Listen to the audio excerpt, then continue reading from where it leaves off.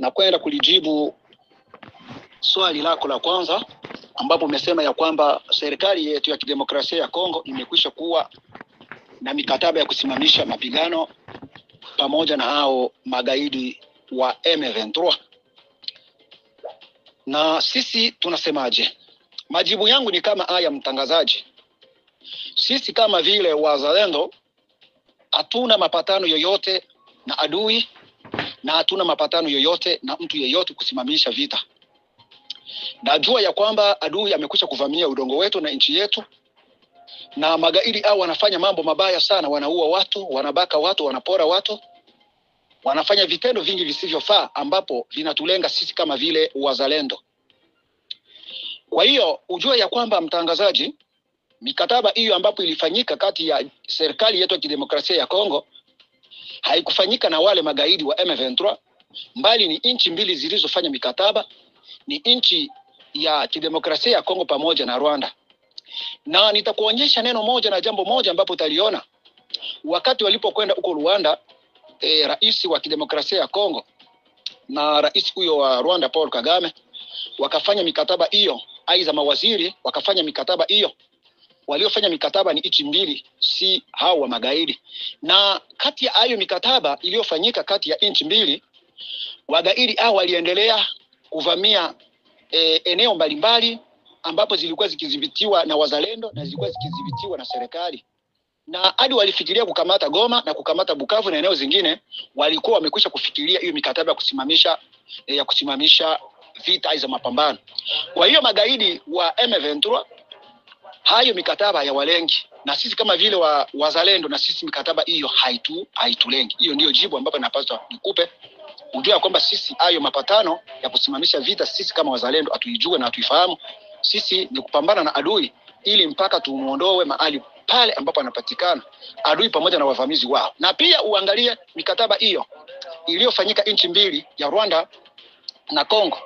Serikali ya Kongo imeheshimisha mikataba hiyo, lakini Rwanda mpaka sasa hajawahi kuheshimisha mikataba hiyo. Na katika hayo majeshi ambapo mnasikia ya kwamba inaingia ndani ya nchi yetu ya kidemokrasia ya Kongo, wengi ni hao magaidi kutoka Rwanda na wafungwa kutoka hapo Rwanda. Asante mpendwa, unajua kwamba sisi katika mikataba hiyo haitulengi sisi wazalendo. Pia ndugu mpendwa na mheshimiwa mtangazaji, swali lako la tatu umeswali kulingana na jeshi la Rwanda na hao magaidi wa M23. Wameingia wengi sana katika eneo zetu hizi za Goma, Bukavu, Nyangezi, Nyamtende, Kamanyola na eneo zingine. Sisi tunasema aje kulingana na swala hilo? Jibu langu ni kama hili ndugu mpendwa mtangazaji kwako, na faida kwa wakongomani wote mahali popote pale walipo. Nitakukumbusha uelewe ya kwamba sisi kama vile wazalendo, kipindi kile tulikuwa tunaitwa kama wa majimaji. Sisi wao tunapambana na jeshi lolote lile ambapo linakuja kupambana na sisi, na hatuna woga. Habari hizo ambapo zimetawanyika kwenye mitandao ni habari za kweli ya kwamba jeshi kutoka Rwanda limeingia katika eneo zetu za nchi yetu ya kidemokrasia ya Kongo na hali mbalimbali kwa lengo la kuja kufungua njia ya kwenda Uvira na eneo zingine. Hiyo habari tunayo, na mahali tulipo sisi tunawaona na tunaonana nao macho kwa macho. Nitakukumbusha tu na ukurejesha nyuma, ukumbuke ya kwamba jeshi hilo halipatikane tu eneo hizi za Bukavu, Goma, zinapatikana hata huko Minembwe. M23 imekwisha na hao wavamizi magaidi na hao wavamizi wa Rwanda, Uganda, Sudan, Ethiopia na eneo zingine na Somalia wamekwisha jielekeza hata hapo Minembwe kwenye tarafa la Fizi, mtaa wa Sud Kivu wanapatikana hapo Minembwe, jeshi kwa wingi sana. Nitakurudisha kwanza nyuma na uelewe mnamo mwaka wa 1996 hapo ambapo Alliance ilikuja na mheshimiwa mzee Laurent Kabila. Wao walikuja nchi karibuni hata mamia walikuja kupambana na jeshi la Wamaimai kipindi hicho, jeshi hilo la Uvira, jeshi hilo la Fizi na jeshi hilo la Wamajimaji liliopatikana, aidha vijana wa Majimaji waliopatikana hapo Mwenga. Kwa hiyo nitakukumbusha upate kujua kwamba kizuizi kilichopatikana hapo Fizi muda wa miezi 6 ilimpa mheshimiwa mzee Kabila kuwa rais wa hii nchi. Ikiwa kama rais mzee Kabila ni rais leo ni kwa ajili ya wamajimaji wa Mwenga, wamajimaji wa Fizi, wamajimaji wa Uvira. Uelewe hicho. Na hapo ujue kwamba walizuilika muda wa miezi 6. Na kurudisha mara tena mwaka wa 2017, muda wote ule ambapo alitawala mheshimiwa Joseph Kabila Kabange, muda wa miaka 18, waliomsumbua ni wa vijana hawa wazalendo ambapo wanajitolea kwa ajili ya nchi yao. Kwa hiyo najua kwamba historia ya hao wazalendo kwa leo mheshimiwa rais mstaafu anaelewa vizuri sana Joseph Kabila, hata Kabarebe, hata Kagame, hata Museveni na watu wengine wanaelewa kwamba wazalendo ni vijana shupavu na ni vijana ambapo wanachapa kazi. Kwa hiyo wingi wao hautatufanya chochote. Na pia unaweza kumuulize hata mheshimiwa Yave, mheshimiwa General Yave Filemon, mwaka wa 2017 alikwenda kupambana na jeshi la wazalendo, vijana waliojitolea hapo kwenye preskile ya Ubwari inayopatikana kwa tarafa la Fizi, sekteri ya Mtambara, grupe mea Babwari, na kuendelea Nganja kule. Karibuni miezi 6 pale wanapambana na jeshi la wazalendo wa mheshimiwa William Amuri ya Kutumba Mkombozi Visionnaire Mbeba Maono, komanda force numero 1. Na hapo kulikuwa hesabu ya wanajeshi 10,000. Wanajeshi 10,000 ndio waliokwenda kupambana na hilo jeshi la wazalendo mwaka huo wa 2017. Lakini najua kwamba ukweli na uhakika serikali hiyo ya mheshimiwa mstaafu Joseph Kabila pamoja na general huyo Yave Filemon akiwa ndani ya jela Makala, mkimuuliza anaelewa hilo. Na kwa hiyo sasa nataka nikuambie mpendwa mwenzangu ya kwamba hatuna hofu na hatuna woga. Hesabu ya walioingia wengi sana ni wafungwa waliokuwa wakifungwa kule Rwanda, ile kifungo cha mauaji iliyopitika pale Rwanda ndio wamekwenda kufunguliwa na kuletwa huko Kongo kuja kupambana na sisi kama vile wazalendo. Na hiyo haitatupa woga hata kidogo, tutapambana mpaka siku za mwisho na tutawaondoa magaidi, wauaji na hao wavamizi katika udongo wetu wa kidemokrasia ya Kongo.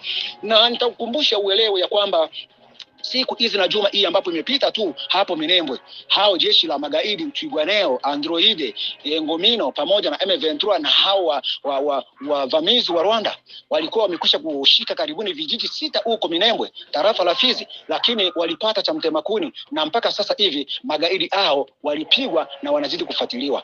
Kwa hiyo ujio wa jeshi hilo la Rwanda, Uganda, Somalia na eneo zingine kuwa wengi katika udongo wetu wa kidemokrasia ya Kongo, tarafani hizi zote hizi na eneo hizi, najua kwamba kazi itafanyika. Na nitakuelewesha kidogo uelewe ya kwamba muda huo uliopita 96 na mpaka leo Mungu amefanya kitu kimoja cha ajabu, kuunganisha wazalendo wote kuwa pamoja na kwenda kufanya kazi pamoja. Kwa hiyo mwito kadiri na swali lako ni mwito kwa wakongomani wote, ni lazima tuungane pamoja, tufanyizie kazi pamoja ili kuwaondoa hao magaidi katika udongo wetu. Na mwisho nitakuonyesha hata Gideoni alituma kwenda kupambana na jeshi kubwa. Gideoni alituma kupambana na jeshi kubwa, lakini alikwenda kupambana na jeshi hilo akaweza.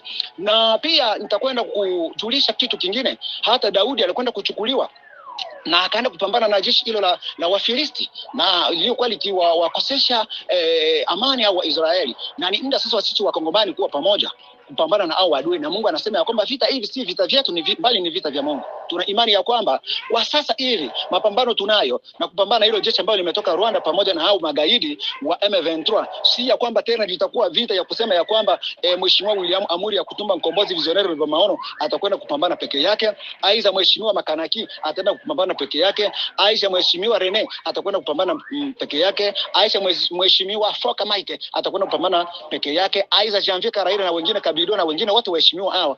Vita vya leo vinakuwa sasa vita vya muungano wa wakongomani wote, na vita hivyo vya wazalendo wote wanaopatikana Kongo yote mzima ni kuungana mkono ili tupate kuondoa hao magaidi. Najua kwamba sisi umoja wetu ni nguvu zetu, na imani ya kwamba hii vita tutaishinda.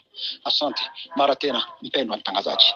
Swali ambapo umesema ya kwamba kwenye mitandao kunasemeka maneno mengi ya kutisha, maneno mengi ya matusi, maneno mengi ya kudharau viongozi mbalimbali na kadhalika. Kwa hiyo nataka nikujibu mpendwa mtangazaji ya kwamba kila mtu ipo uhuru katika nchi ya kidemokrasia ya Kongo kulingana na sheria za nchi yetu hakuja kwa sheria yote ambapo inakwenda kuibana mitandao. Mitandao yote ipo wazi, wanaotukana rais wanatukana na wanaosema vingine wanasema vingine.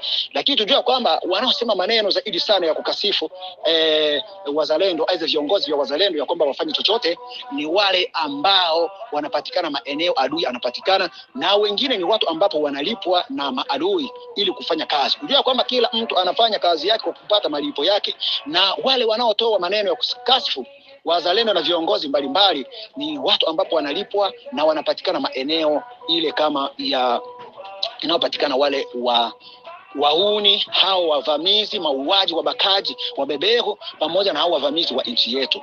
Kwa hiyo mitandaoni kila mtu ana uhuru wa kuzungumza, na sisi si ya kwamba tutakuwa tunajibu kila chochote kile ambapo wananchi watakwenda kukizungumza kwenye mitandao. Na kuna mengi tunayasikia na tunayadharau, na mengi tunayasikia yanasema ni kwa ajili ya kuogopesha Wakongomani, lakini nakwambia kwamba wanaozungumza hayo kwa mitandao siku moja watakwenda kunaswa, na kila mtu atakwenda kuhukumiwa kadiri ya uwezo wake. Na zaidi sana itakuwa bahati sana kwa wale wanaopatikana eneo za maadui. Tunajua siku moja adui ataondoka, na atakapoondoka ujue ya kwamba hivyo na huyu adui naye na huyu ambapo anajichanga na adui atatafuta njia moja watakapojielekeza wote pamoja. Na wale wanaopatikana maeneo, sisi wazalendo tunaopatikana maeneo zingine, watu wanaotoa maneno kukasifu na kadhalika, hao ni lazima watakwenda kuhukumiwa kadiri na vitendo na maneno yao. Asante na kushukuru mara tena. Mungu azidi kubariki. Tuko pamoja. Ni mimi ule Yabatu mwenye Batu Bushiri Egle mzee dola kubwa. Hata uniite mtoto mdogo dola kubwa. Hayo nakwenda kuyashukuru sana. Asante. Hayo ndio kadiri ya majibu yako, kadiri ya maswali yako, na hiyo ndio kadiri ya majibu nakwenda kukujibu. Tupo pamoja mheshimiwa mtangazaji. Asante baka tena.